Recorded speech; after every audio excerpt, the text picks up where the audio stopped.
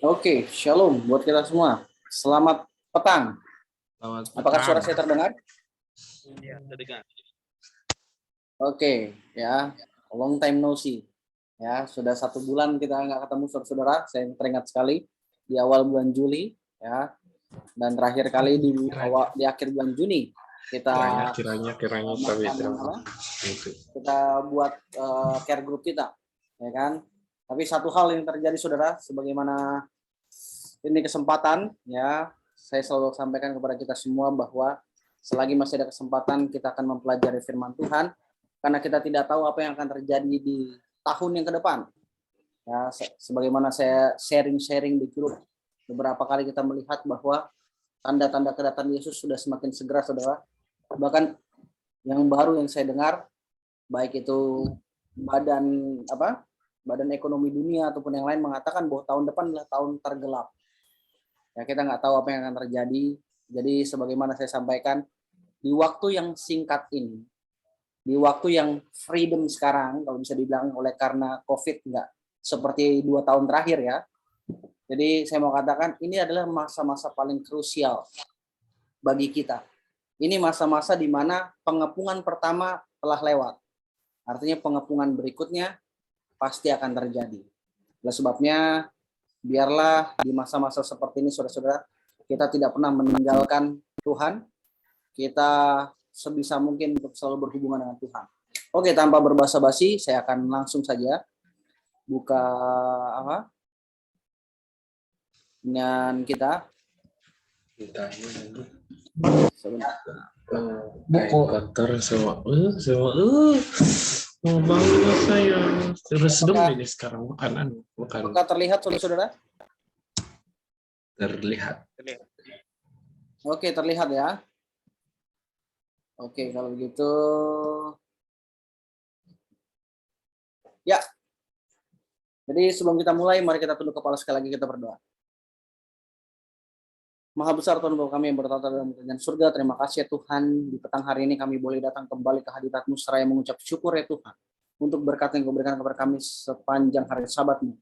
Biarlah sebelum kami memasuki 6 hari minggu kerja kami rindu untuk mendengarkan firman-Mu, firman yang mengubah kehidupan kami Tuhan, karena hamba-Mu, kata-kata hamba-Mu, pemikiran hamba-Mu tidak akan pernah dapat mengubah apapun, tapi firman-Mu ya Tuhan, tidak akan pernah kembali dengan sia-sia.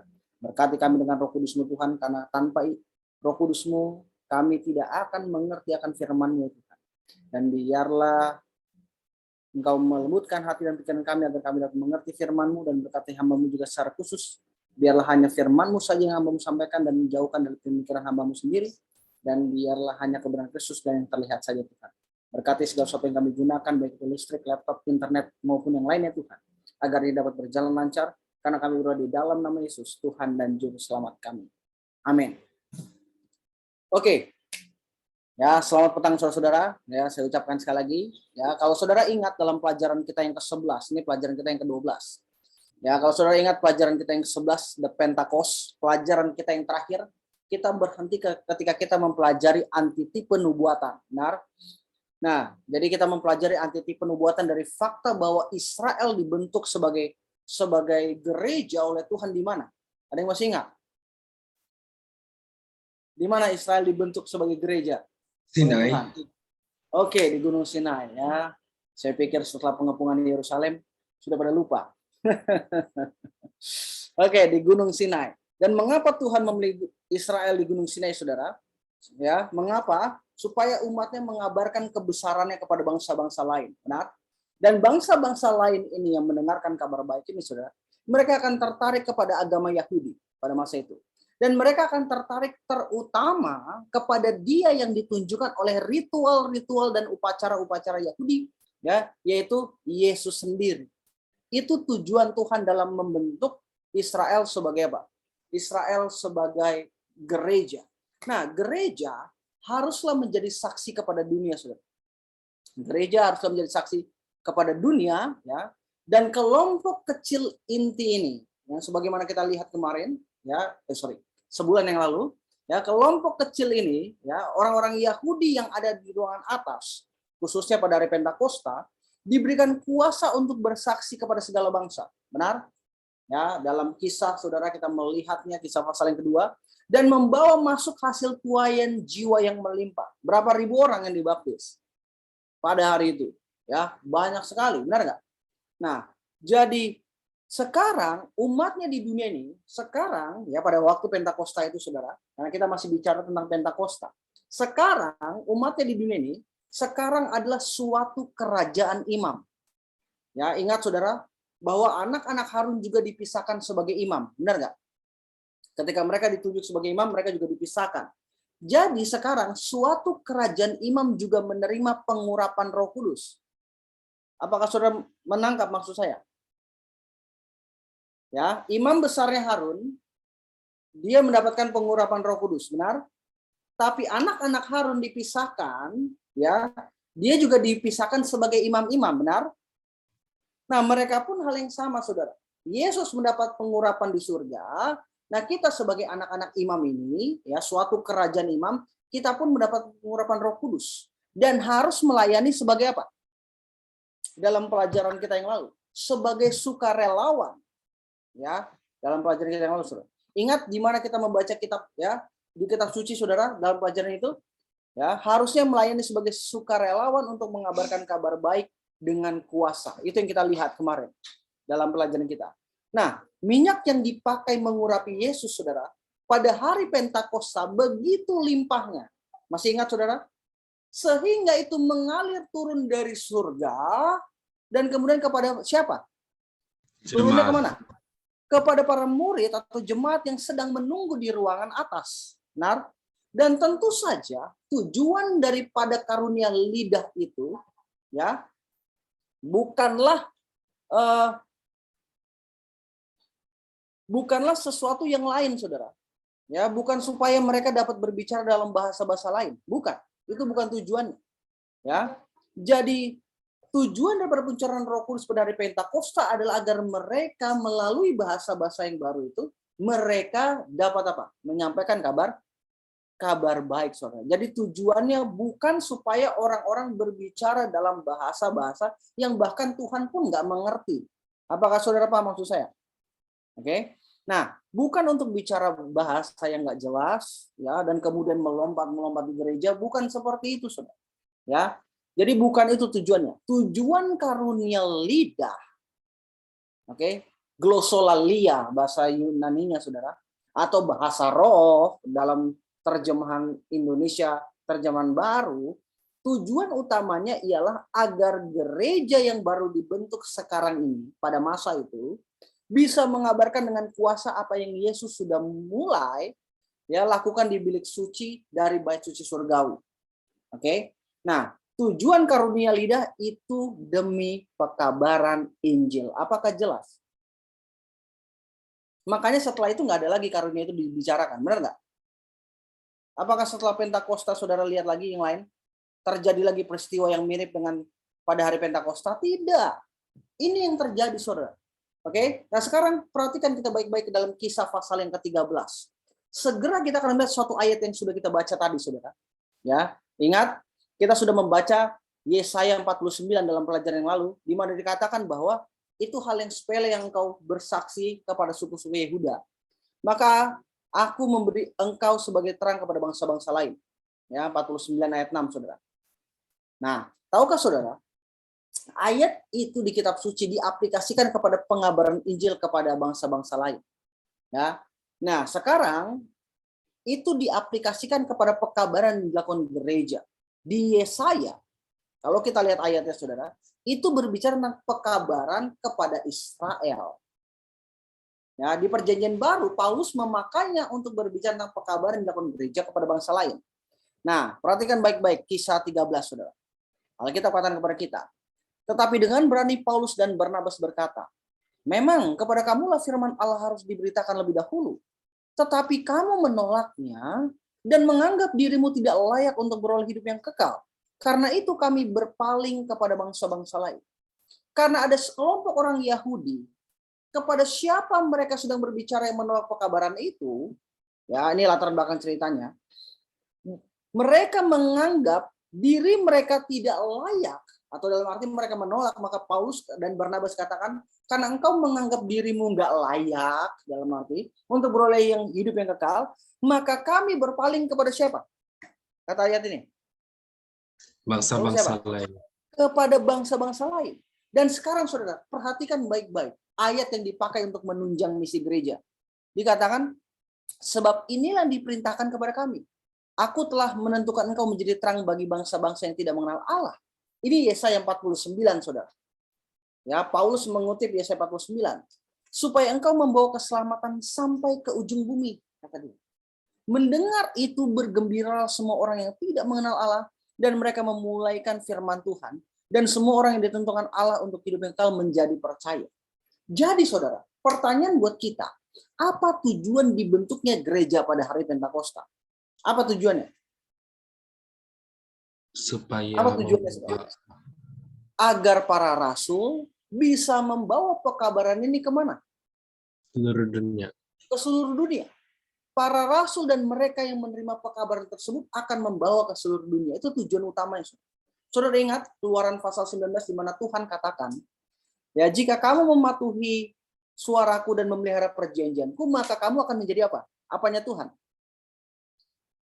Harta kesayangan Tuhan, benar nggak? Maka mereka jadi harta kesayangan Tuhan. Dan bahwa kamu harus apa? Bahwa kamu haruslah menjadi suatu kerajaan apa? Imam. Ya, jadi sekarang saudara, setelah hari Pentakosta, setelah Paulus dan Barnabas katakan, ya peristiwa ini di tahun setelah tahun 34, saudara. Ya, di tahun 34, ya pada masa itu. Dan kemudian dia katakan, ya kamu ini nolak dan kamu merasa bahwa dirimu nggak layak untuk hidup yang kekal, maka sekarang kami berpaling kepada bangsa lain. Dan sekarang perhatikan, Petrus mengutip ayat-ayat itu, ya, dan dia mengaplikasikannya kepada gereja. Oke, lihat gereja mengambil tempat siapa di sini, saudara? Atau lebih tepatnya merupakan kelanjutan Israel. Oke, kelanjutan Israel, saudara. Jadi kita bisa lihat bahwa Israel ini berlanjut, ya, Israel ini berlanjut, saudara. Nah, memiliki misi yang sama dengan Israel. Ya, tujuan Israel di Perjanjian Lama ialah menuntun orang kepada siapa? Kepada Mesias yang akan datang, benar? Ya. Nah, tujuan gereja di Perjanjian Baru ialah menuntun orang kepada siapa? Kepada Yesus yang akan datang. Perjanjian Baru. Kepada Yesus yang sudah datang. Benar? Jadi dengan menjelaskan semua nubuatan ini, saudara, orang-orang akan menjadi benar-benar paham secara sempurna semua langkah Yesus dalam rencana keselamatan. Perhatikan, 1 Petrus 2, ya, ayat yang ke-9 sampai 10. Tetapi kamulah bangsa yang terpilih, imamat yang rajani, bangsa yang kudus, umat kepunyaan Allah sendiri. Apa tujuannya? Supaya kamu memberitakan perbuatan-perbuatan yang besar dari Dia, yang telah memanggil kamu keluar dari kegelapan kepada terangnya yang ajaib. Apa tujuan untuk Israel, saudara? Apa tujuan untuk gereja? Ya, apakah ini tujuan untuk gereja? Ya, apa tujuannya? Kenapa mereka menjadi kerajaan imam, saudara? Kenapa mereka menjadi bangsa yang kudus dan mereka milik kepunyaan Tuhan sendiri? Apakah ini bahasa yang sama dalam Keluaran 11 tadi? Di mana Tuhan katakan kalau kamu menuruti perintah saya, kamu akan jadi harta kesayangan saya, milik saya sendiri. Untuk apa? Untuk menyampaikan perbuatan Tuhan ini. Jadi di sini kita melihat, saudara, bahwa inilah tujuan gereja. Dan lebih lanjut dikatakan, kamu yang dahulu bukan umat Allah, siapa nih? Dia bicarakan tentang siapa? Dia bicarakan tentang siapa, saudara? Petrus lagi bicarakan tentang siapa di sini? Petrus lagi bicarakan tentang orang-orang yang masuk ke dalam gereja. Apakah saudara paham? Ya, jadi orang-orang yang masuk ke dalam gereja dan kemudian dia katakan, dulu kamu itu bukan umat Allah. Benar, ingat tadi Paulus katakan apa? Karena kamu menolak, sehingga kami berpaling kepada bangsa apa? Kepada bangsa lain. Jadi Petrus katakan, ya, Kamu yang dahulu bukan umat Allah, tapi yang sekarang telah menjadi umat Allah. Dulu bukan, sekarang jadi umat Allah. Yang dahulu tidak dikasihani, tapi yang sekarang telah beroleh belas kasihan. Jadi saudara, Allah menginginkan lebih banyak buat Israel di Gunung Sinai daripada hanya menjadikan mereka saksi kepada bangsa-bangsa. Apakah saudara paham? Ya, ada lebih banyak yang direncanakan bagi mereka, saudara. Bukan hanya dibentuk menjadi gereja, bukan hanya itu. Ada lebih banyak yang direncanakan daripada menjadikan Yesus sebagai imam besar untuk mengumumkan bahwa manfaat dari pendamaiannya sekarang sudah bisa dipakai. Tuhan punya rencana yang jauh lebih luas, lebih mendalam bagi Israel dan bagi mereka yang menerima pekabaran Kristen setelah Pentakosta, saudara. Jadi, ya, Tuhan mempunyai rencana yang jauh lebih dalam. Kita pergi ke dalam Yeremia, saudara. Ya, kalau saudara ingat dalam Yeremia pasal 31 ayat 31 sampai 34. Oke. Saudara ingat di Gunung Sinai, Roh Kudus turun dan menuliskan ke-10 perintah. Ingat dalam pelajaran kita yang lalu. Ya, dengan huruf-huruf api di atas loh batu. Ingat, the finger of God itu siapa? Roh Kudus, kata Alkitab. Ya. Jadi Roh Kudus menulis, saudara. Nah, di Ulangan pasal 33 ayat yang kedua, oke, kita melihat bahwa jari Allah adalah Roh Kudus, benar nggak? Karena Tuhan menulis hukumnya dengan apa? Dengan jarinya, katanya Keluaran 33 ayat 2. Jadi, dan kita tahu bahwa jari Allah itu Roh Kudus. Dan di Matius 12 ayat 28, Yesus berkata bahwa dia membuang setan dengan Roh Allah. Tapi ayat paralelnya dalam Lukas 11 ayat 20 mengatakan kepada kita bahwa Yesus mengusir setan dengan jari Allah. Ya, jadi siapa yang menulis perintah Tuhan, saudara, pada loh-loh batu, ya, Roh Kudus yang menulis dengan huruf-huruf api, menurut Ulangan 33 ayat 2. Ya, tetapi di mana Tuhan sesungguhnya mau menulis hukumnya, saudara? Di mana dia mau menulis? Sebenarnya hukumnya. Dia menulis hukumnya di mana? Di hati bangsa Israel. Nah, pertanyaannya adalah, apakah ada satu manusia di Gunung Sinai yang di hatinya tertulis hukum Tuhan? Apakah ada, saudara? Waktu di Gunung Sinai, waktu Tuhan menurunkan hukum, apakah ada orang di Gunung Sinai yang hatinya ditulis sama Tuhan hukum? Ada. Siapa? Musa. Musa. Pernahkah saudara membaca 5 kitab pertama di Alkitab? Berapa kali Musa berbuat dosa sejak dari saat Israel meninggalkan Mesir hingga mereka tiba di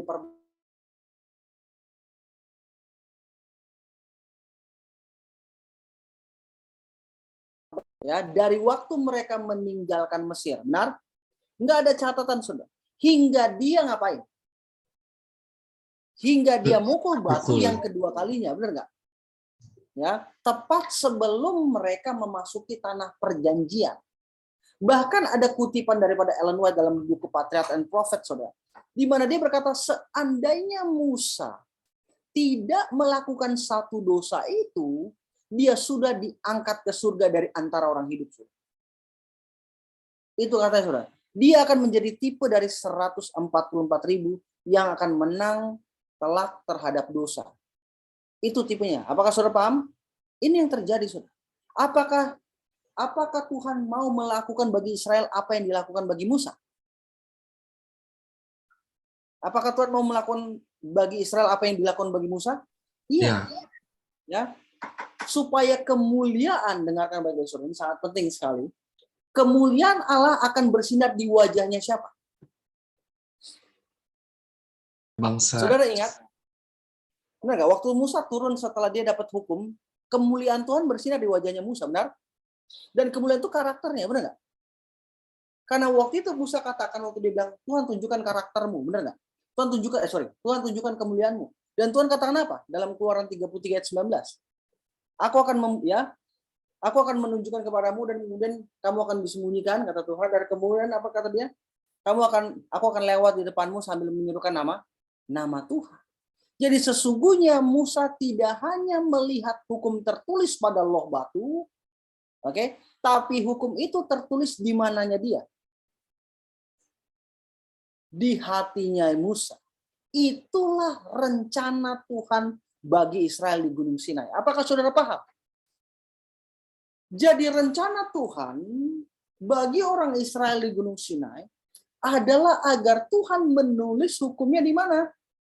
Di hati. Itulah rencana Tuhan pada saat Pentakosta. Apakah saudara paham? Itu rencana yang sama, saudara. Ya, tahukah saudara, ada banyak pembicaraan di gereja sekarang ini, saudara, bahwa kita butuh suatu kebangunan rohani dan reformasi dari Roh Kudus. Benar nggak? Apakah itu kebutuhan kita? Perhatikan baik-baik, saudara. Ya, Yeremia 31 ayat 31 sampai 34. Perhatikan baik-baik apa yang terjadi di Gunung Sinai. Dikatakan, sesungguhnya akan datang waktunya, kata dia. Demikianlah firman Tuhan, aku akan mengadakan perjanjian baru dengan kaum Israel dan kaum Yehuda. Bukan seperti perjanjian yang telah kuadakan dengan nenek moyang mereka pada waktu aku memegang tangan mereka untuk membawa mereka keluar dari tanah Mesir. Perjanjianku itu telah mereka ingkari. Meskipun aku menjadi Tuhan yang berkuasa atas mereka, demikianlah firman apa? Firman Tuhan. Jadi, saudara, pertanyaan saya, apakah ayat ini mengacu ke Gunung Sinai? Di mana Tuhan membuat sebuah perjanjian dengan mereka? Iya. Tapi di sini kita lihat bahwa ini bukan perjanjian yang akan Tuhan buat, ya, sama seperti yang Tuhan buat dulu dengan nenek moyang mereka. Kenapa? Karena mereka dulu mengatakan pada waktu perjanjian itu, saudara, saya nggak sempat untuk menggambarnya, saudara, tapi saudara bisa cari, ya, di Ulangan, saudara bisa lihat di Keluaran.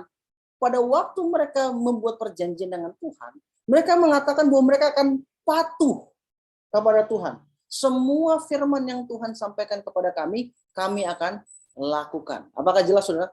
Ini yang Israel katakan. Tapi tidak lama kemudian, mereka tidak patuh lagi kepada Tuhan. Apakah jelas, saudara? Kenapa mereka tidak patuh lagi kepada Tuhan? Karena mereka melihat hukumnya di mana? Karena mereka lihat hukumnya di mana? Mereka lihat hukumnya di loh batu. Apakah jelas? Walaupun Tuhan tunjukin nih hukum di loh batu, saudara. Kenapa tadi saya gunakan Musa? Supaya kita paham apa yang saya coba jelaskan. Musa, waktu dia terima hukum, dia lihat hukum loh batu itu, benar nggak? Tapi tadi saya katakan, apakah ada orang di Gunung Sinai yang Tuhan tulis hukumnya di hati? Ada. Siapa? Musa. Dan apa yang terjadi setelah Tuhan menurunkan hukum dan kemudian memberikan kepada Musa, ya, dan Musa ditulis hukumnya sampai tiba di perbatasan tanah perjanjian, apakah Musa berbuat dosa?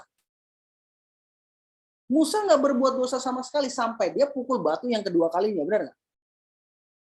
Oke, ini yang terjadi, saudara. Nah, tapi ketika mereka diturunkan hukum, orang Israel katakan, oke, semua yang Tuhan bilang, karena dibacain, saudara. Ya, karena hukum ini dibacakan, ya, Tuhan sendiri yang bicara, menggelegar dan segala macamnya, saudara. Dan kemudian mereka katakan, oke, semua yang Tuhan sampaikan, yang Tuhan firmankan akan kami lakukan. Tapi tidak lama setelah peristiwa itu, apa yang terjadi pada mereka? Mereka nggak patuh lagi. Kenapa mereka bisa nggak patuh lagi, saudara? Karena mereka hanya melihat hukum di mana? Di batu. Karena mereka hanya melihat hukum di loh batu. Mereka tidak memiliki pengalaman pertobatan, saudara. Mereka menolak hukum itu dituliskan di mananya mereka. Di hati. Jadi apa rencana khusus yang Tuhan punya bagi Israel dan yang Tuhan punya bagi gereja? Apa rencana khususnya? Ini, saudara, rencana khususnya. Tetapi beginilah perjanjian yang kuadakan dengan kaum Israel sesudah waktu itu. Demikian firman Tuhan, aku akan menaruh Tauratku dalam batin mereka dan menuliskannya dalam hati mereka, maka aku akan menjadi Allah mereka dan mereka akan menjadi umatku. Apakah jelas, saudara? Apakah ini terjadi pada Musa? Apakah ini terjadi pada Musa? Apakah Tuhan punya rencana itu bagi Israel? Ya. Nah, dengarkan, saudara. Bila kita menemukan ungkapan ini, aku akan menjadi Allah mereka dan mereka akan menjadi umatku. Oke? Itu formula atau rumus perjanjian. Apakah saudara paham? Ketika Alkitab katakan aku akan menjadi Allah mereka dan mereka akan menjadi umatku, itu adalah rumus perjanjian. Itulah perjanjiannya. Apakah jelas? Aku akan menjadi Allah mereka dan mereka akan jadi umatku. Dan itu muncul berulang-ulang di perjanjian lama dan baru. Oke? Itulah sebabnya di ayat 34 dikatakan, dan tidak usah lagi orang mengajar sesamanya atau mengajar saudaranya dengan mengatakan kenallah Tuhan. Kenapa? Sebab mereka semua besar kecil akan mengenal aku, demikian firman Tuhan, sebab aku akan mengampuni kesalahan mereka dan tidak lagi mengingat dosa mereka. Apakah saudara bisa melihat di sini ada berkat ganda, saudara? Apakah saudara bisa lihat ada berkat ganda? Yang pertama adalah pengampunan. Tidakkah dikatakan di sini, saudara, aku akan mengampuni kesalahan mereka dan dosa mereka tidak akan kuingat lagi. Apakah di situ Tuhan katakan demikian di ayat ini? Ya. Jadi berkat yang pertama adalah Tuhan akan mengampuni kesalahan mereka dan mereka tidak akan, dan dosa mereka tidak akan diingat lagi. Jadi apa pesan di Gunung Sinai? Ya, di sini suatu pesan pengampunan, saudara. Apakah pesan di Gunung Sinai ada pesan pengampunan? Oke. Seperti saudara belum menangkap apa yang saya coba jelaskan. Dengarkan. Di Yeremia 31, Tuhan ungkapin perjanjiannya lagi. Benar? Itu karena mereka melanggar perjanjian. Oke? Karena hukum itu tidak tertulis di hati, hanya dilihat. Ya, ini terjadi.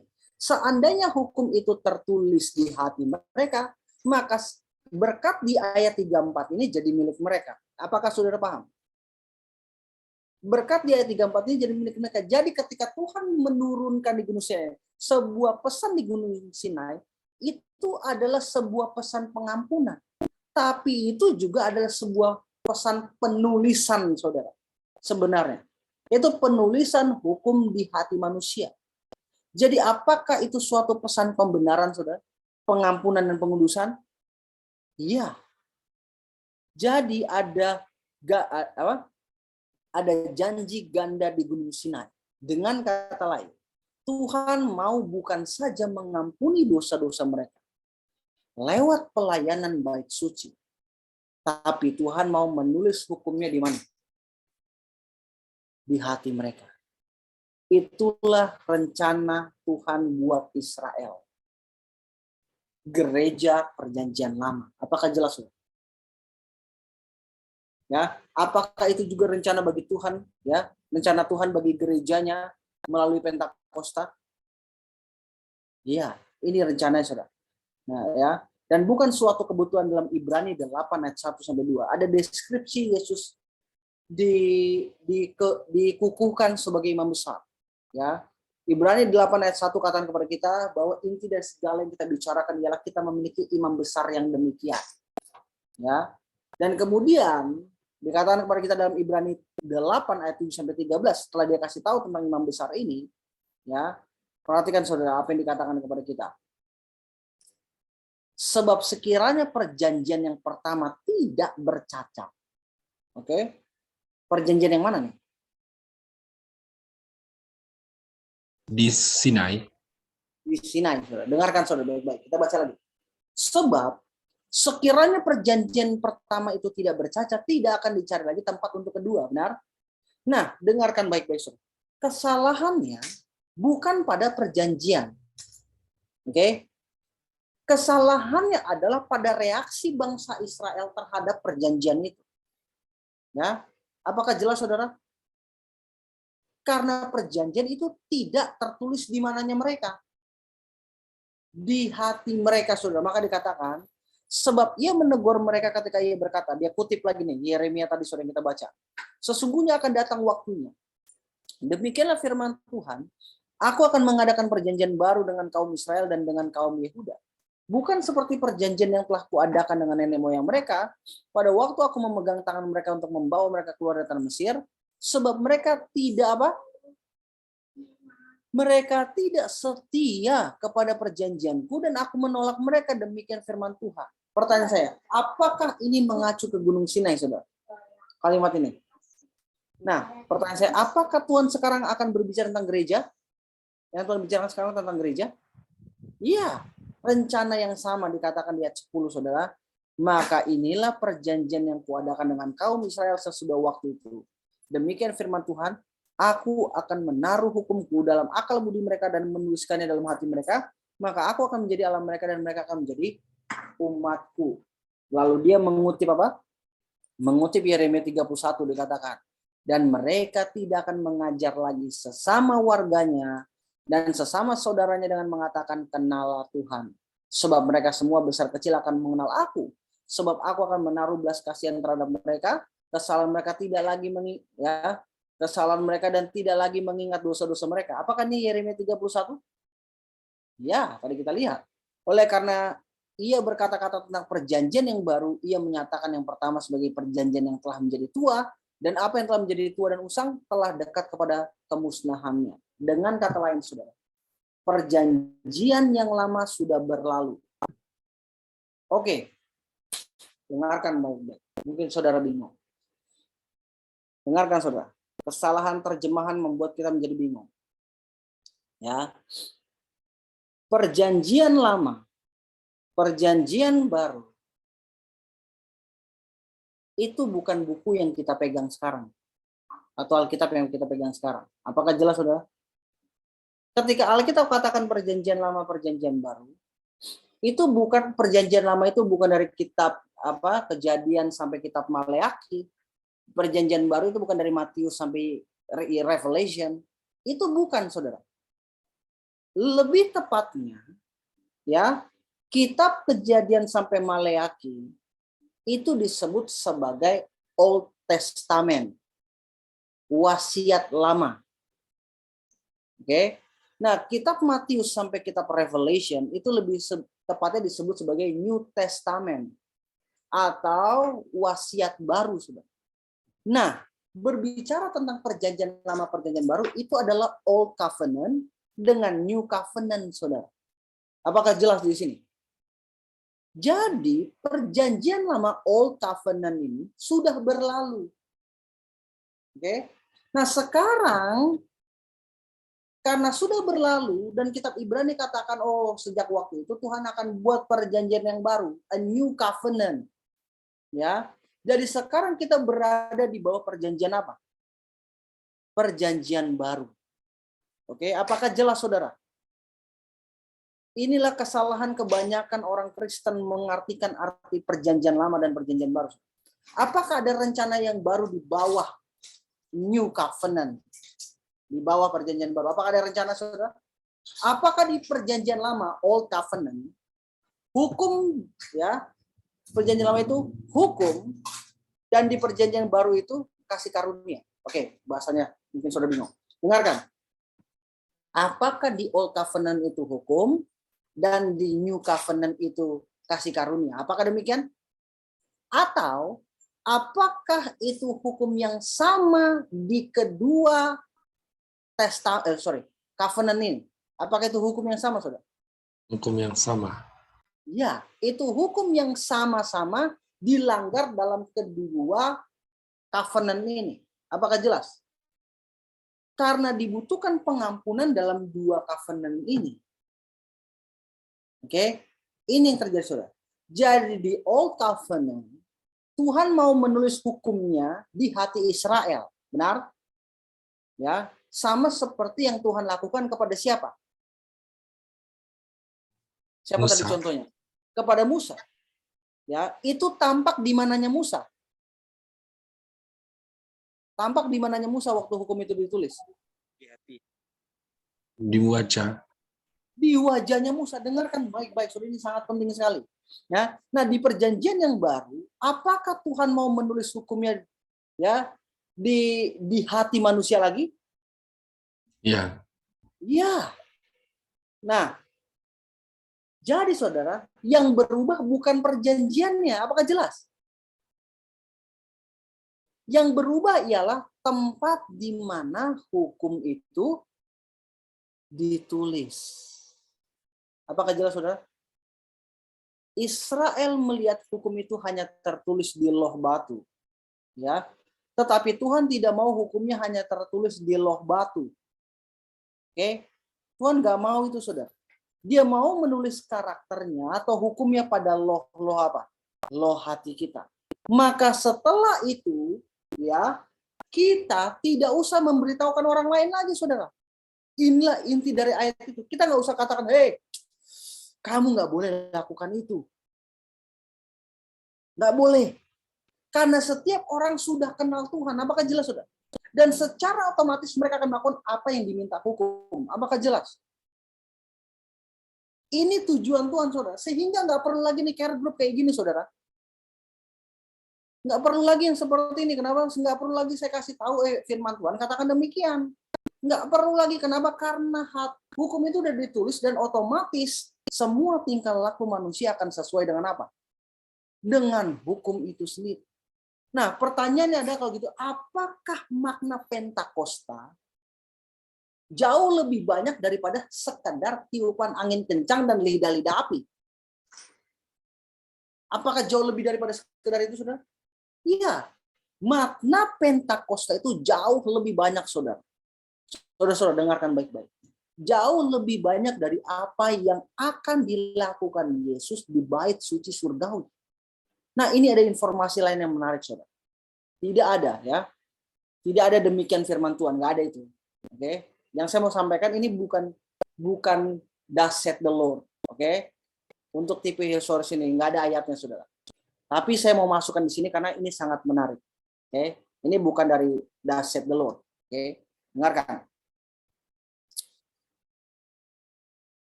Tradisi Yahudi. Oke. Ini sedikit background.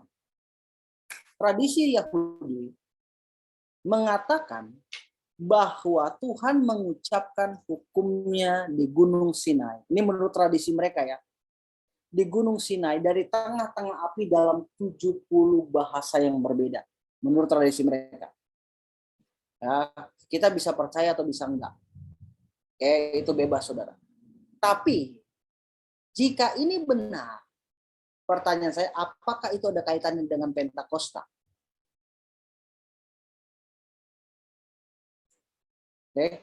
Apakah pada saat Pentakosta ada banyak bahasa yang berbeda untuk membagikan pekabarannya? Ya. Ya. Tujuannya ialah agar semua bangsa boleh memahami hukum Tuhan, benar? Dan tentu saja penggenapannya, jika tradisi Yahudi ini akurat, ya. Oke, karena ini udah lama banget, saudara. Oke. Ya, tentu saja penggenapan jika tradisi ini benar, berarti apa yang terjadi pada Pentakosta ialah mereka diberi kemampuan berbicara dalam banyak bahasa yang berbeda supaya bangsa-bangsa bisa mengerti persis seperti apa yang mulai dilakukan Yesus di bait suci. Itu tujuannya. Poin terakhir, saudara, ialah kutipan dari Ellen White di mana dia menggambarkan tuain jiwa-jiwa yang terjadi pada hari Pentakosta. Dengarkan, saudara tahu Petrus tidak berhak untuk mengakui pada hari Pentakosta sebagai hasil kerjanya. Oke? Ya, Petrus tidak berhak, saudara. Berapa yang dibaptis pada hari Pentakosta? 3.000 jiwa, saudara. Itu bukan kerjanya Petrus. Oke? Harus saya katakan itu adalah penginjilan yang sukses. Benar? Ya, itu penginjilan sukses. Satu khotbah di bawah kuasa Roh Kudus, 3.000 jiwa dibaptiskan. Luar biasa, ya. Oke, 20 jiwa aja dalam satu kali KKR, saudara. Kita sudah bilang luar biasa, benar nggak? Ini KKR nggak sampai seminggu, saudara. Cuma berapa jam, oke? Di bawah kendali Roh Kudus, 3.000 jiwa menyerahkan diri kepada Yesus. Ini luar biasa, saudara. Dan mereka tidak perlu diberi instruksi. Mereka nggak perlu, ayo, saudara mau baptis? Ayo masuk. Ayo silakan baptis. Nggak perlu begitu, saudara, oke? Ya, mereka nggak perlu diberi instruksi, mereka langsung dibaptis begitu saja. Ya, saudara-saudara, mereka orang Yahudi, mereka tidak makan babi, mereka melihara Sabat, mereka percaya orang mati itu mati. Ya, mereka tidak perlu mengikuti serangkaian pelajaran Alkitab untuk mengoreksi cara berpikir mereka yang salah. Oke? Mereka nggak perlu, saudara, 30 hari series nubuatan Alkitab, saudara, nggak perlu. Ya, maka apa yang mereka butuhkan adalah menerima Yesus sebagai juru selamat dan Tuhan mereka. Itulah satu-satunya bahan, bahan KKR yang kurang dari mereka, saudara. Jadi waktu sekolah rabi-rabi bahan kakeranya kurang dibawain itu, ya. Yang memberikan makna kepada segala sesuatu yang mereka praktekkan dan segala sesuatu yang mereka hidupkan, saudara. Maka sekarang 3.000 jiwa ini dibaptis. Tapi itu bukan hasil kerja Petrus, saudara. Oke, itu bukan hasil kerja Petrus. Perhatikan di Desire of Ages. Yesus berkata kepada murid-muridnya, Aku mengutus kalian untuk menuai di mana kalian tidak andil kerja keras. Orang-orang lain yang bekerja keras dan kalian masuk ke Juru selamat di sini sedang memandang ke depan. Ke saat pengumpulan akbar pada hari apa? Pada hari Pentakosta, saudara. Para murid tidak boleh menganggap itu sebagai hasil daripada upaya mereka sendiri. Mereka memasuki pekerjaan orang-orang lain. Sejak kejatuhan Adam, Kristus sudah menyerahkan benih firman kepada hamba pilihannya untuk diatur di hati-hati manusia. Dengarkan baik-baik, saudara.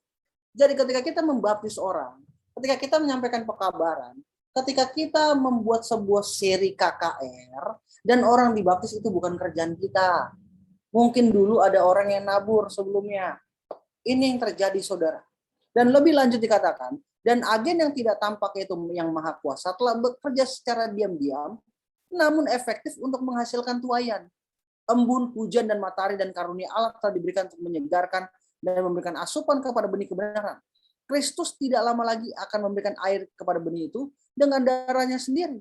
Murid-murid yang mendapatkan kesempatan istimewa untuk menjadi bekerja bersama dengan Allah. Mereka menjadi rekan sekerja bersama Kristus dan orang-orang kudus zaman lampau. Dengan dicurahkannya Roh Kudus pada saat Pentakosta, ribuan ditobatkan dalam satu hari. Ini adalah hasil dari penaburan Kristus. Ini tuaian dari pekerjaannya. Itulah sebab, saudara, apapun yang kita lakukan, entah itu dapat hasil atau tidak, nggak ada yang sesuatu bisa kita banggakan, saudara. Karena Paulus katakan apa? Apolos yang menabur, ya. Terus kemudian apa? Paulus yang menuai, tapi Tuhan yang menumbuhkan. Jadi jelas, saudara, bagi kita bahwa tidak ada alasan untuk kemuliaan manusia sama sekali. Karena segala sesuatu dilakukan oleh kuasa siapa? Kuasa Tuhan. Kudus. Itulah firman-Nya, itulah roh yang menjadikan hati menjadi lembut, ya, guna menerima benih kebenaran. Kita punya satu lagi, saudara, yang harus dibicarakan tentang hari Pentakosta.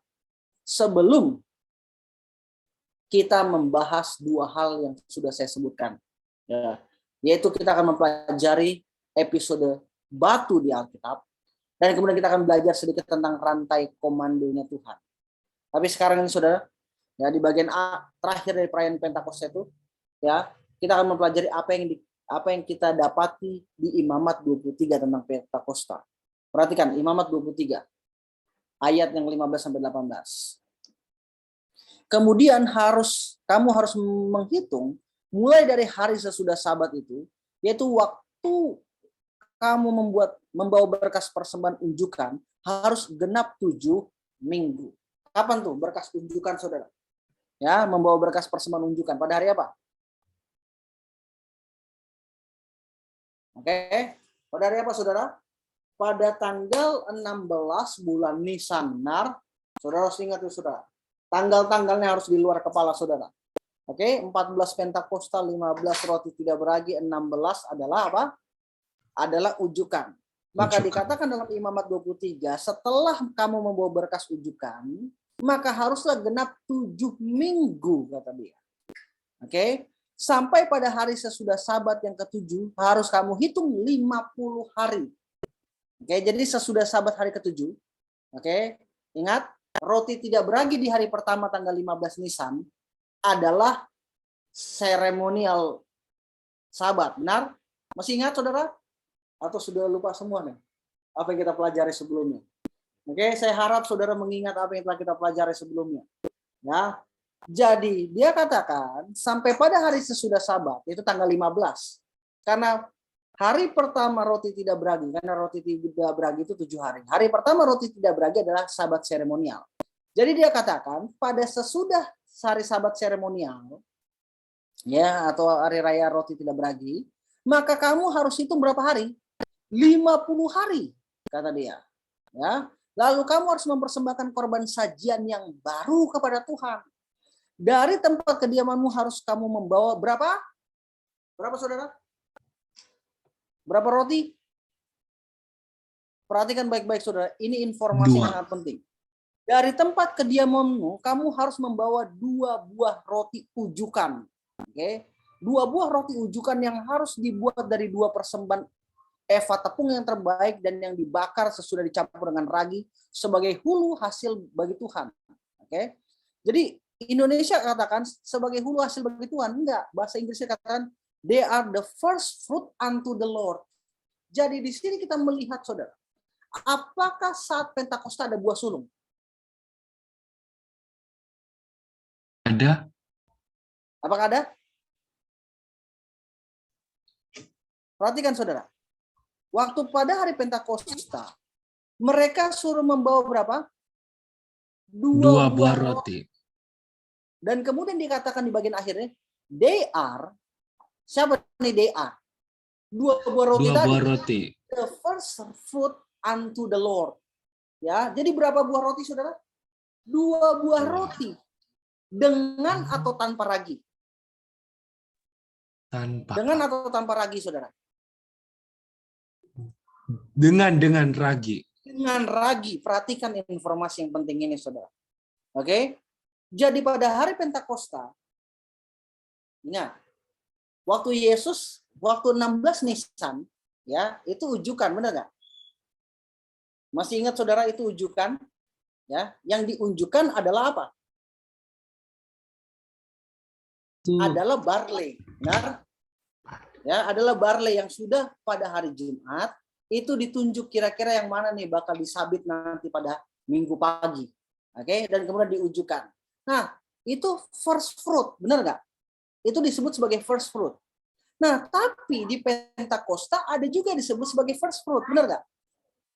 Dan itu adalah 2 buah roti dengan ragi, oke? Pertanyaannya adalah, maka kira-kira apa yang dimaksud dengan imamat dengan deskripsi yang baru kita baca? Apa yang coba imamat jelaskan, saudara? Maka kita harus menafsir simbol-simbol ini, benar nggak? Untuk kita tahu, supaya bisa memahami buah sulung di Pentakosta, dengarkan, supaya kita bisa memahami buah sulung di Pentakosta, kita harus memahami roti dari gandum baru itu yang melambangkan apa, dan ragi itu lambangin apa? Apakah jelas, saudara? Saya ulangi sekali lagi. Untuk kita bisa memahami buah sulung di Pentakosta, oke, kita harus memahami roti dari gandum. Tapi mungkin saudara tanya, kok roti dari gandum? Dengarkan saudara. Roti dari gandum. Karena, saudara ingat agrikultur Yahudi? Yang kita sudah pelajari, ingat semua yang kita pelajari di belakang saudara, untuk kita bisa naruh fondasi ke depan. Agrikultur Yahudi katakan kepada kita sebelum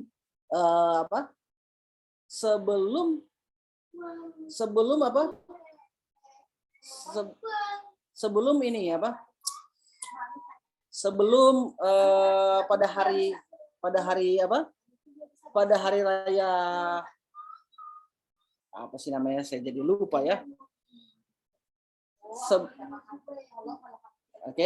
Sebelum pada hari raya pertama orang Yahudi, saudara, festival pertama orang Yahudi, itu yang terjadi adalah mereka menggunakan tepung daripada barley. Tapi yang kemudian yang terjadi adalah tepung yang berikut yang digunakan adalah tepung gandum, saudara. Karena barley sudah disabit, ya, gandum baru masak kemudian. Jadi roti yang digunakan di sini adalah roti gandum, saudara. Oke, roti gandum baru ini. Jadi yang perlu kita pahami sekarang, kita harus pahami roti gandum baru ini melambangkan apa, ragi ini melambangkan apa. Dengarkan baik-baik, saudara. Roti-roti ini melambangkan gereja Tuhan. Ya, bukan gereja, tapi mungkin saudara tanya, bukankah gereja seharusnya hanya 1 buah? Apakah saudara paham? Bukankah gereja harusnya 1 buah? Bukankah gereja seharusnya 1? Bukankah gereja itu seharusnya hanya 1 kesatuan? Apakah jelas, saudara? Bagaimana bisa gereja di sini dilambangkan oleh 2 buah roti? Apakah jelas? Nah, saya mau saudara ingat sekarang, saudara, konsep bahwa gereja itu roti. Oke? Saya mau saudara tanamkan baik-baik ini. Ya, gereja dilambangkan oleh roti. Tapi izinkan saya lebih dahulu, saudara. Dengarkan, izinkan saya mendahului diri saya sendiri sebelum kita lanjut ke depan. Gereja Kristus sesungguhnya terdiri atas anggota-anggota yang ada di atas dan yang ada di bawah. Benar? Nah, apakah ada anggota-anggota manusia di gereja yang di atas? Gereja yang di atas, di surga. Bukan gereja lantai 2, saudara ya. Jangan tertipu dengan maksud saya. Oke? Jadi saya katakan sekali lagi, saudara. Ya, gereja Kristus terdiri dari 2 anggota, yaitu gereja-gereja yang ada di atas, oke, dan yang ada di bawah, di bumi. Nah, pertanyaan saya, apakah ada anggota-anggota manusia di gereja di atas? Ada. Siapa? Mereka yang bangkit bersama Yesus, benar? Oh, ya. Oke. Ini kita ngomongin dalam konteks Pentakosta, ya. Mereka yang bangkit bersama dengan Yesus, sudah. Nah, pada hari Pentakosta, pertanyaan saya, apakah ada orang-orang yang bergabung dengan gereja yang ada di bumi? Iya, Ada ya? Berapa jiwa? banyak. 3.000, banyak. Oke. Nah, pertanyaan saya, apakah mereka gereja yang berbeda atau anggota-anggota dari gereja yang sama? Anggota dari Berbeda. gereja yang sama. Mereka berbeda atau mereka adalah anggota gereja yang sama? Gereja yang sama. Nah, Gereja yang sama. oke. Nah, dengarkan baik-baik, saudara. Ya, jadi saya harap saudara tahu alur pembicaraan kita. Dengarkan. Mari kita tafsirkan apa yang dimaksud dengan ragi. Ya, roti lambangin tadi gereja. Tetapi apa yang dilambangkan ragi? Saudara tahu, kita sudah menyimak di perayaan Paskah. Ragi itu lambangin apa? Dosa. Pada perayaan Paskah. Dosa, benar? Dan itulah mengapa roti waktu itu harus tanpa ragi. Apakah jelas? Ya, karena rogi lagi. Karena ragi di Paskah itu lambangin dosa. Maka rotinya nggak ada ragi. Apakah jelas? Tapi sekarang rotinya ada ragi, benar nggak? Oke. Nah, tapi di sini kita berurusan dengan perayaan yang berbeda, saudara. Dengarkan, ini perayaan berbeda. Ini berurusan dengan perayaan Pentakosta. Maka kita harus mempertimbangkan konteksnya di mana simbol tersebut muncul. Apakah sudah jelas? Saya jelaskan begini, saudara, ya, supaya kita belajar Alkitab jelas. Yesus disebut sebagai singa, benar nggak? Tapi setan juga disebut sebagai singa, benar? Jadi kita perlu tahu perbedaan singa Yesus dengan singa setan dengan melihat konteks yang ada di dalamnya. Nah, ini sama, saudara, ketika kita berbicara tentang hal ini ragi. Kita perlu melihat konteks di mana simbol itu muncul. Nah, Yesus pernah memberikan suatu perumpamaan, ya, perumpamaan ragi, sangat singkat, saudara. Perumpamaan ragi. Kita buka Matius 13. Matius pasal 13, saudara. Dan ia menceritakan perumpamaan ini juga kepada mereka. Ayat 33. Hal kerajaan sorga itu seumpama ragi yang diambil seorang perempuan dan diadukan ke dalam tepung terigu 3 sukat sampai khamir seluruhnya. Jadi pertanyaan saya, apakah masuk akal? Dengarkan. Kalau kita ambil konteks Matius 13 ayat 33. Apakah masuk akal mengatakan bahwa kerajaan surga itu seperti dosa? Karena tadi rotinya dengan ragi, benar nggak? Apakah masuk akal bahwa kerajaan surga itu seperti dosa? Tidak. Karena di sini dikatakan bahwa kerajaan surga seumpama ragi. Apa karena ragi lambangin dosa, benar nggak? Apakah saudara paham maksud saya? Tapi apakah bisa kita katakan bahwa kerajaan surga itu dosa? Nggak masuk akal, benar nggak? Nah, kalau begitu, ragi yang Matius 13:33 ini katakan apa maksudnya? Apakah jelas, saudara? Jadi di sini tidak mungkin mewakili dosa raginya, benar? Karena kerajaan surga itu seumpama ragi. Masa kerajaan surga itu dosa? Tentu saja bukan, benar nggak? Nah, ragi tentunya punya pengertian lain. Bisakah ragi melambangkan dosa? Bisa. Ya. 1 Korintus 5 ayat 6 sampai 8 Saudara bisa tulis ya, 1 Korintus 5 ayat 6 sampai 8 menggambarkan ragi sebagai simbol dosa. Maka buanglah ragi yang lama, kata begitu. Nah, perlu kita ingat bahwa ragi tidak dipakai di perayaan Paskah. Saya harus ingatin ini terus, Saudara. Tetapi ragi dipakai di perayaan yang berbeda, yaitu perayaan apa? Buah sulung, Saudara. Perayaan Pentakosta. Maka apa makna ragi di perumpamaan yang diberikan Yesus, Saudara? Apa makna ragi di sini nih? Di Matius 13 ayat 33. Apakah itu melambangkan dosa dalam perumpamaan ini? Raginya? Enggak. Maknanya harus beda. Ya, di Alkitab simbol-simbol punya arti yang berbeda, Saudara. Oke? Ini yang terjadi. Misalnya ya, singa tadi saya katakan, itu bisa lambangkan Yesus, bisa lambangkan setan, bisa lambangkan Babylon. Benar nggak? Karena Babylon disebutkan di Perjanjian Lama sebagai singa-singa. Oke? Nah, ini terjadi, Saudara. Jadi ragi melambangkan apa dalam perumpamaan ini? Perhatikan baik-baik. Class object lessons, katakan. Tetapi di perumpamaan Sang Juru Selamat, ragi dipakai untuk melambangkan kerajaan surga. Matius 13:33 ya. Itu menggambarkan kasih karunia Allah yang menghidupkan dan memberikan kuasa. Tidak ada manusia yang terlalu kejam, tidak ada manusia yang terlalu hina yang tidak dapat ditolong oleh kuasa ini. Dalam setiap manusia yang mau menyerahkan dirinya, ya. Jadi pertanyaan saya, ragi melambangkan apa dalam perumpamaan Matius 13:33? Kerajaan surga. Melambangkan apa? Oke, kerajaan surga. Melambangkan apa yang lain? Itu menggambarkan Kasih karunia. Melambangkan Roh Kudus, Saudara. Dengarkan baik-baik. Dalam setiap manusia yang menyerahkan dirinya ke Roh Kudus, suatu prinsip hidup yang baru akan ditanamkan, ya, gambar Allah yang telah hilang dan akan dipulihkan dalam kemanusiaan. Namun manusia tidak bisa mengubah dirinya sendiri melalui keaktifan kehendaknya. Dia tidak punya kuasa untuk membuat perubahan ini. Ragi sesuatu yang sama sekali di luar dirinya.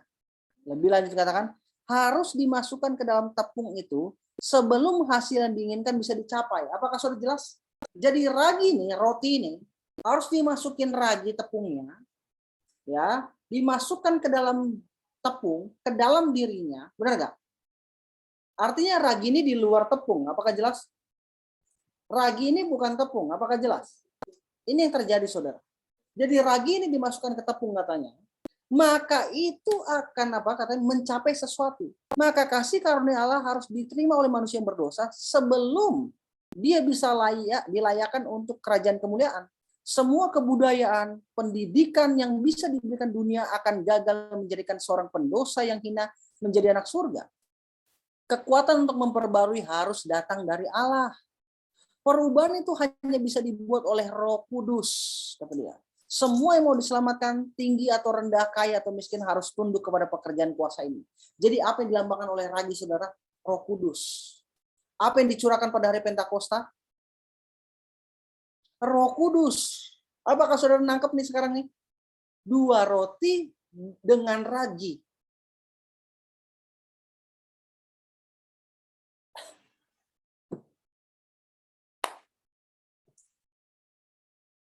Oke. Dengarkan. Pada hari raya perayaan Paskah tidak ada ragi, benar? Nah, di perayaan Pentakosta ada berapa roti?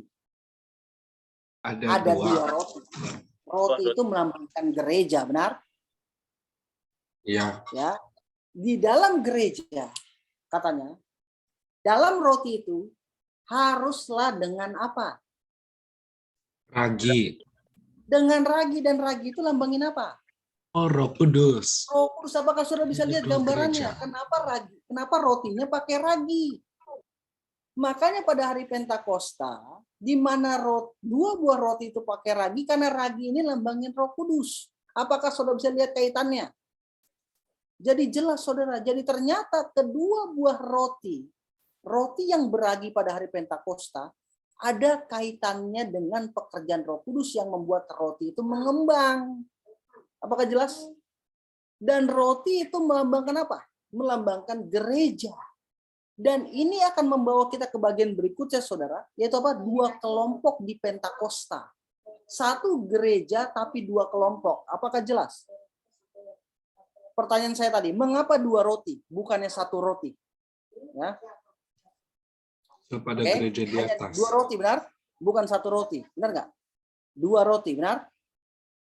Nih, Rasul Ya. Paulus di 1 Korintus 12 ayat 13 mengacu kepada gereja sebagai sebuah roti.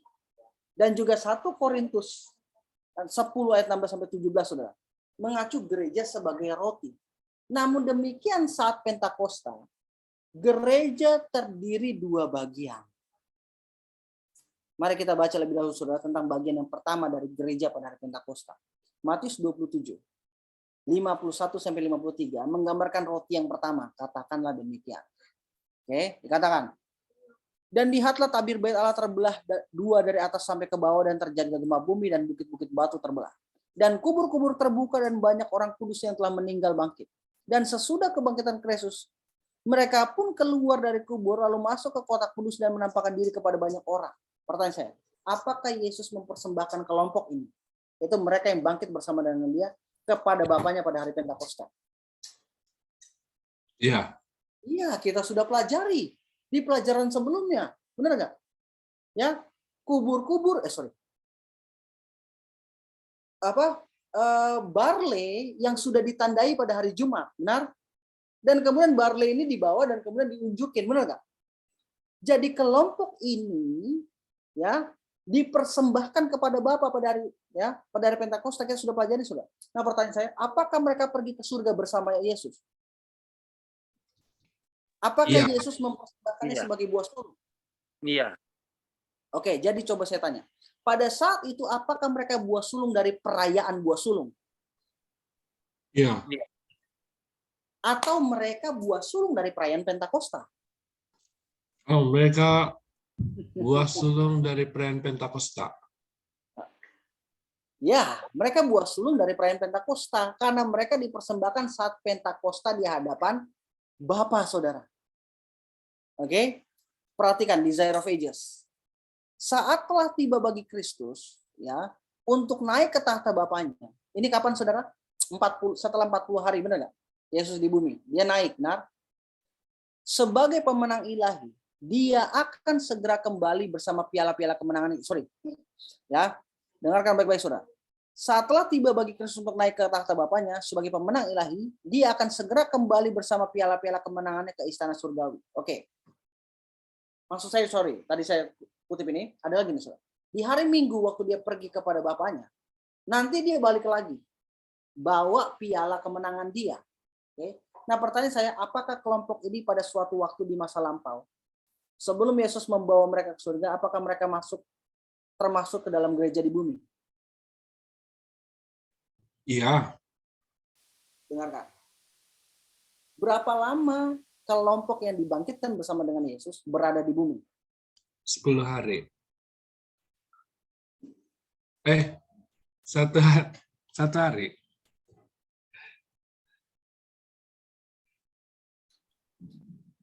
Berapa lama, saudara? 40. 40 hari.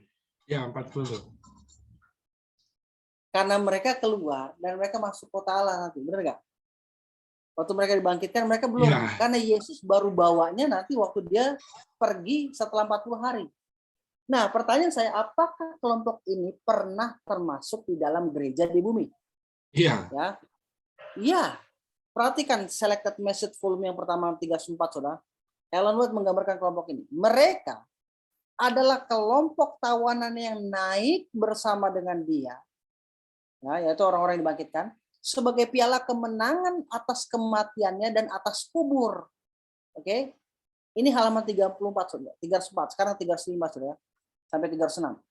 Maka mereka yang telah dibangkitkan itu orang-orang yang dibangkitkan bersama dengan Yesus, adalah untuk dipersembahkan kepada alam semesta sebagai penggenapan janji kebangkitan semua orang yang percaya dalam Kristus sebagai juru selamat pribadi mereka. Kuasa yang sama yang telah membangkitkan Kristus dari antara orang mati akan membangkitkan gerejanya dan memuliakannya bersama Kristus sebagai pengantin perempuan. Di atas segala pemimpin, di atas segala penguasa, dan di atas segala nama yang bernama, bukan hanya di dunia ini, melainkan juga di istana surgawi, dunia yang di atas. Lebih lanjut dikatakan, hanya di dunia ini, melainkan juga di istana surga, dunia yang di atas, kemenangan orang-orang kudus yang tertidur pada pagi kebangkitan itu akan penuh kemuliaan. Kemenangan setan akan berakhir sementara Kristus akan berjaya dalam kemuliaan dan kehormatan. Sang pemberi hidup akan memahkotai semua yang keluar dari kubur dengan kebakaran. Pertanyaan saya, jadi apakah 3.000 orang, ya, apakah ke 3.000 buah sulung itu, buah sulung pada hari Pentakosta, sehubungan dengan gereja yang di bumi? Iya. Ya. Jadi ada 2, saudara, yaitu mereka yang bangkit bersama dengan Yesus dan ke 3.000 orang yang ada di bumi. Nah, pertanyaan saya, apakah kelompok orang-orang kudus yang pergi ke surga bersama Yesus, buah sulung itu juga ada di surga pada hari Pentakosta? Ya, mereka ada di sana, benar nggak? Jadi 2 bagian yang berbeda dari gereja Kristus, saudara. Tapi itu gereja yang sama. Apakah jelas, saudara? Maka kenapa ada 2 buah roti? Ya, kenapa ada 2 buah roti, saudara? Yang satu dibawa Yesus ke surga, yang satu baru masuk di bumi. Maka Ellen White berkata bahwa gereja yang di atas dan gereja yang di bawah adalah satu gereja. Ya, dia mengekspresikan dalam istilah spesifik seperti itu, saudara. Perhatikan Desire of Ages. Dikatakan demikian. Tetapi dia memberikan tanda supaya mereka mundur. Nah, ini waktu Yesus naik ke surga. Belum, ya. Sekarang dia belum bisa menerima mahkota kemuliaan dan jubah kerajaan. Dia masuk ke hadirat Bapaknya, dia menunjukkan ke bekas luka kepalanya, lambung yang tertusuk, kakinya yang bernoda. Dia mengangkat tangannya yang ada bekas luka pakunya, dia menunjukkan ke tanda-tanda kemenangannya, dia mempersembahkan kepada Allah berkas apa? Ujukan. Siapa mereka ini, saudara? Tanda-tanda kemenangannya. Mereka yang bangkit bersama dengan siapa? Dibangkitkan. Yesus. Bersama dengan Yesus. Pertanyaan saya, apakah ada buah sulung yang dipersembahkan di surga pada saat Pentakosta? Iya. Iya. Apakah roti-roti itu ditunjukkan di hadapan Tuhan? Iya. Iya, kita baca tadi di Mazmur 23, ya. Jadi mereka yang dibangkitkan bersama Yesus sebagai apa? Wakil-wakil, saudara. Karena mereka adalah buah sulung. Jelas? Mereka adalah contoh yang sedikit, saudara. Nah, pertanyaan saya, apakah ke 3.000 orang pada hari Pentakosta adalah contoh pertumbuhan gereja di bumi? Ya, maka dikatakan dia, ya, apa katanya? Dia mempersembahkan kepada Allah berkas ujukan. Mereka yang dibangkitkan bersamanya sebagai wakil-wakil dari banyak orang yang akan keluar dari kubur waktu kedatangan yang kedua. Apakah jelas di sini?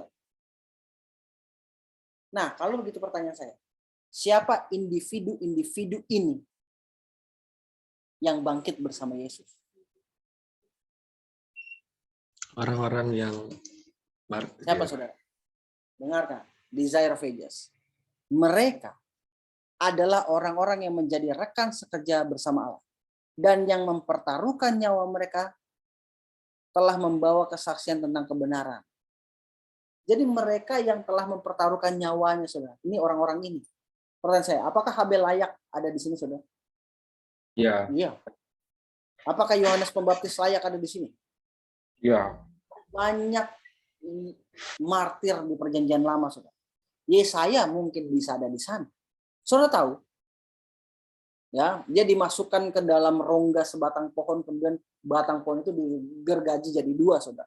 Itu katanya, ya, oleh Manasye. Ya, ini terjadi, saudara. Kita bisa mendapatkan indikasi itu dari Ibrani pasal 11 ayat 37, di mana ada yang digergaji dan yang lainnya. Maka Ellen White katakan, mereka adalah orang-orang yang menjadi rekan sekerja bersama Allah, dan yang dengan mempertaruhkan nyawa mereka telah membawa kesaksian tentang kebenaran. Sekarang itu orang-orang ini mereka akan menjadi saksi-saksi baginya yang telah membangkitkan mereka dari antara orang mati. Ya, jadi jika saudara membaca ayat menarik itu Kolose 2 ayat 15, 1 Petrus 3 ayat 18 sampai 22, menggambarkan ya proklamasi yang dibuat Kristus akan kemenangannya atas musuh-musuhnya atau setan dan malaikat-malaikatnya. Dan kalau kita tiba di Kolose pasal 2, saudara, kita akan berbicara tentang sedikit nanti, ya nanti bukan sekarang. Kolose pasal 2, ya kita akan baca itu nanti, saudara. Nah, ada perikop lain yang perlu kita simak sebelum kita akhiri tentang buah sulung Pentakosta, saudara. Oke, jadi apakah jelas, saudara, buah sulung Pentakosta? Yang pertama, kenapa ada 2 buah roti? Yang pertama adalah mereka yang bersama-sama dengan Yesus. Mereka yang dihadapkan kepada Bapa. Itu roti yang pertama, saudara. Melambangkan akan ada orang-orang yang dibangkitkan nanti pada akhir zaman. Apakah jelas? Nah, yang berikutnya ada 3.000 orang yang masuk ke dalam gereja pada waktu Pentakosta. Ini yang terjadi, saudara. Nah, kita buka Efesus 4 ayat 7. Kita akan lihat satu perikop terakhir sebelum kita mengakhiri pelajaran kita. Ini bacaan yang sangat berbobot, saudara. Ini menggambarkan Pentakosta. Rasul Paulus menggambarkan buah sulung saat kenaikan Yesus. Dengarkan. Tetapi kepada kita masing-masing telah dianugerahkan kasih karunia menurut ukuran pemberian. Ya.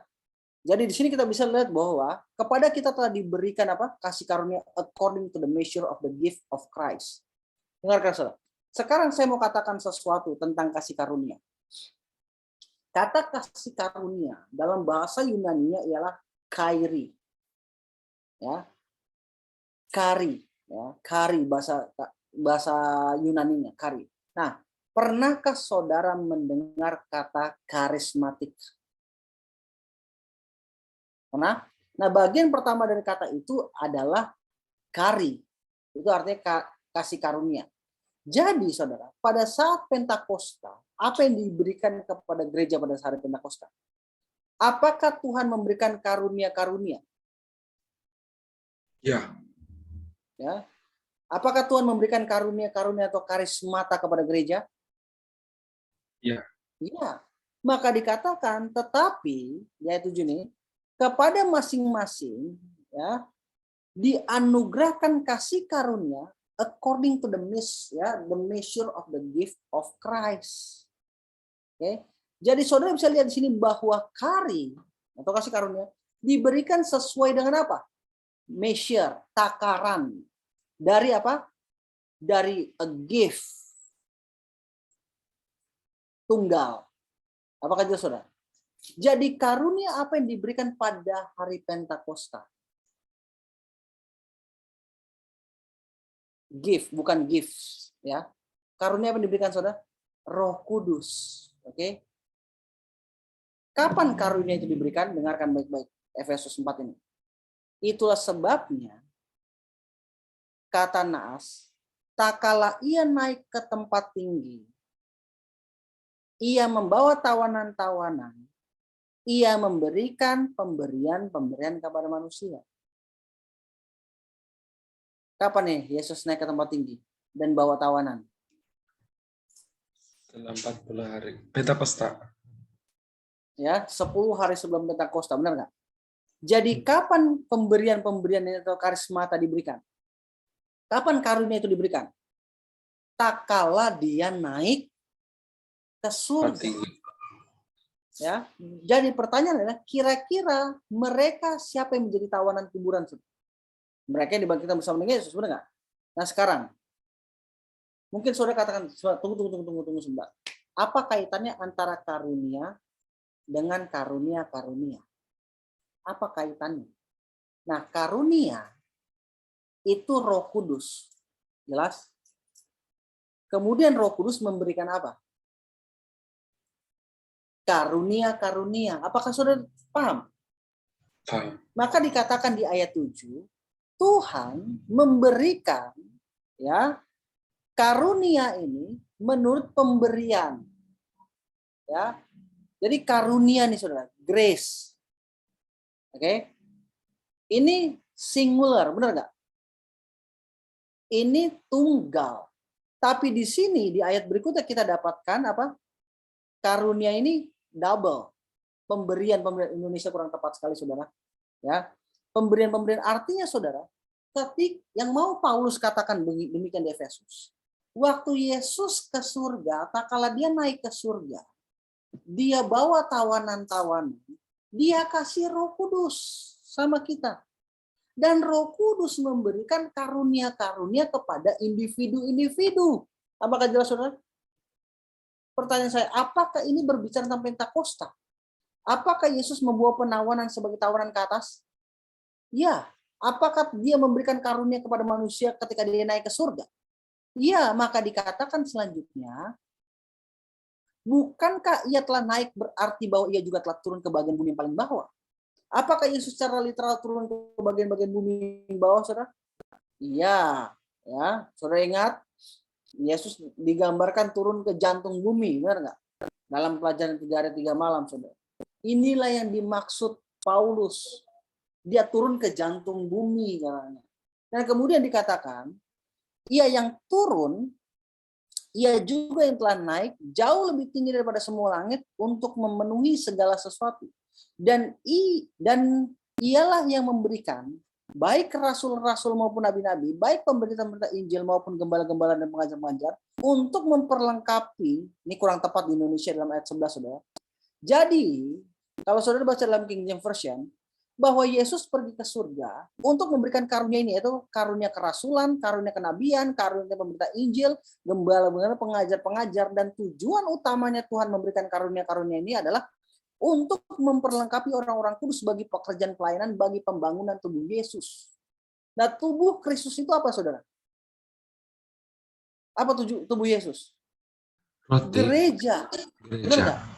Nah, apa tujuan membangun tubuh Kristus, saudara?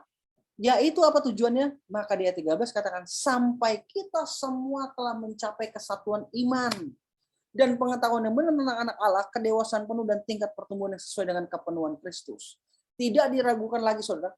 Peristiwa yang digambarkan ayat ini adalah kenaikan Kristus dalam kemenangannya, diikuti oleh Pentakosta, ketika karunia Roh Kudus dicurahkan dan bersama-sama dengan karunia-karunia lain ke gereja yang baru dilahirkan. Itu penggambarannya. Dari mana kita tahu, saudara? Apakah ada di situ disinggung tentang penguburan dan kematian Yesus? Ya, tadi dia turun ke bawah, benar nggak? Ya. Jadi di sini kita melihat, saudara, tak kala ia naik ke tempat tinggi dipakai 2 kali. Oke, di ayat ini. Jadi, apakah disinggung secara jelas tentang dia membawa penawanan sebagai tawanan? Mereka yang telah ditawan dikubur, dia singgung. Apakah disinggung secara jelas tentang Roh Kudus yang dikaruniakan? Iya, ya. Dia singgung, saudara. Apakah disebutkan secara jelas tentang karunia-karunia roh yang diberikan melalui Roh Kudus? Dijelaskan tadi sama kita. Jadi apakah ayat-ayat ini berbicara tentang Pentakosta? Benar. Tapi sekarang ada informasi menarik. Ya, kita perlu tahu ayat perjanjian lama mana yang dikutip Rasul Paulus di Efesus 4. Dia kutip ayat perjanjian mana? Saudara bisa lihat di Efesus 4 ialah kutipan Paulus di mana dikatakan ia membawa penawanan sebagai tawanan dan memberikan karunia-karunia kepada manusia. Ini berasal dari Mazmur 68. Apakah ide yang bagus kalau kita lihat Mazmur 68, saudara? Perhatikan baik-baik. Ya, dikatakan kepada kita, Allah bangkit, maka terseraklah musuh-musuhnya. Dan orang-orang yang membenci dia melarikan diri dari hadapannya. Apa yang terjadi pada waktu Yesus bangkit? Apakah musuhnya bala tentara berkumpul di kubur? Waktu Yesus bangkit, apakah mereka semua berkumpul di kubur, saudara? Iya, tapi kemudian waktu Yesus bangkit, kenapa yang terjadi pada mereka? Mereka terserak, benar nggak? Jadi Mazmur 68 katakan, waktu Yesus bangkit, mereka terserak, saudara. Ya.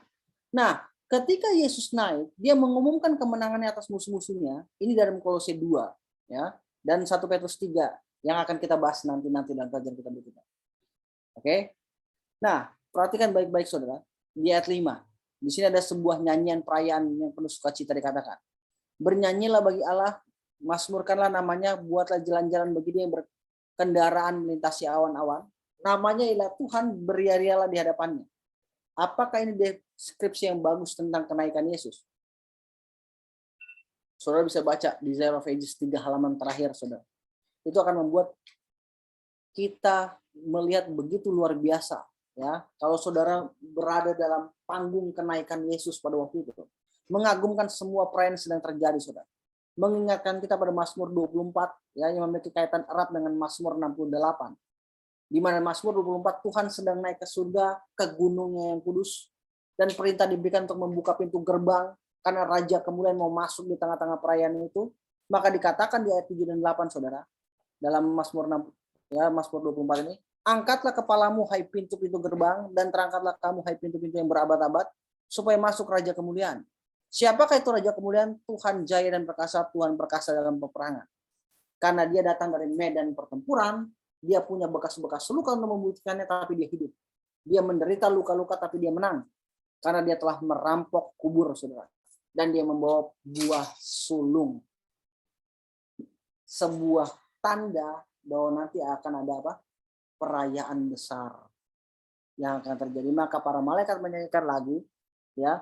Dia mengendarai awan-awan menurut ayat 4, maka di Desire of Ages katakan demikian, saudara. Seluruh surga sedang menanti untuk menyambut juru selamat ke istana surga. Saat Yesus naik, dia yang memimpin di depan dan orang banyak. Tawanan yang telah dibebaskan pada saat kebangkitannya mengikuti. Bala tentara surgawi menyertai iringan-iringan yang bergembira itu dengan sorakan dan tepuk tangan, puji-pujian dan lagu-lagu surgawi. Ya, ini Mazmur 68, saudara. Dikatakan kepada kita, Tuhan menyampaikan sabda, ya, orang-orang yang membawa kabar baik itu merupakan tentara yang besar. Ya, jadi tentara yang besar, saudara. Ya, maka ini menggambarkan prosesi di ayat 18, kereta-kereta Allah, puluhan ribu bahkan puluhan ribu banyaknya, Tuhan telah datang dari Sinai masuk ke tempatnya yang kudus. Siapa kereta ini, saudara? Malaikat. Makanya Elia diangkat oleh kereta berapi, benar nggak? Karena kereta berapi ini gambarin malaikat. Karena di Yeskiel malaikat sampingnya roda-roda dengan api. Jadi dia datang dengan beribu-ribu dari mereka, sudah. Pertanyaan saya, apakah Yesus pergi ke surga dengan beribu-ribu dari mereka? Ya, ini yang terjadi, saudara. Ya kan? Dan kemudian dia dari Sinai menuju kemana? Ke tempatnya yang kudus. Kemana Yesus ketika dia dari naik ke surga, saudara? Ke bilik suci. Bilik suci. Ya. Maka dikatakan di ayat 25, saudara, ya. Mazmur 68, orang melihat perarakanmu ya Allah, perarakan Allahku, rajaku ke dalam tempat kudus. Baik Mazmur 24, Mazmur 68 menanyakan kepada kita bahwa arakan-arakan ini menuju kemana? Ke bait suci. Lebih tepatnya adalah ke bilik suci. Maka di ayat 36 saudara dikatakan, Allah adalah dahsyat dari dalam tempat kudusnya, Allah Israel. Dia mengaruniakan kekuasaan dan kekuatan pada umatnya. Ya, kapan dia mengaruniakan kekuatan dan kekuasaan pada umatnya, saudara? Kapan? Pentakosta. Ingat Yesus kata apa? Kamu akan menerima kuasa dari tempat yang maha tinggi. Ingat nggak? Jadi kalau saudara baca keseluruhan Mazmur 68 itu peristiwa Pentakosta. Apakah ini Mazmur Pentakosta, saudara? Apakah ini menggambarkan kedatangan Yesus ke surga dari ke surga, ke bilik suci bersama dengan bala tentara surgawi? Ya. Sementara perayaan berlangsung. Ini Mazmur 68, saudara. Dan bagaimana kuasa dan kekuatan diberikan kepada umatnya pada hari Pentakosta seperti yang dijanjikan Yesus. Tetapi, saudara, ada kelompok buah sulung lain pada hari Pentakosta. Itu apa? Buah sulung yang ada di mana? Di bumi. Mereka adalah anggota gereja yang sama, benar? Jadi apakah Tuhan memiliki gereja di surga dan gereja di bumi? Ya. Apakah keduanya terpisah satu sama lain secara radikal? Tidak. Tidak. Mereka hanya dua bagian dari satu gereja yang sama. Ellen White berbicara bahwa gereja yang di surga dan gereja yang di bumi ini satu. Itu perkataannya, saudara, tapi terbagi jadi dua. Ya, jadi ada satu. Mereka yang bangkit bersama Kristus yang pergi ke surga, itu para tawanan, itu buah sulung piala-piala kemenangan Kristus. Jelas? Tapi kelompok lain dari buah sulung, yang lain pada hari Pentakosta itu apa? Itu mereka yang dimenangkan pada hari Pentakosta. 3.000 jiwa. Apakah jelas, saudara? Itulah kenapa rotinya ada 2. Apakah jelas sampai sini? Kenapa rotinya ada 2 pada hari Pentakosta?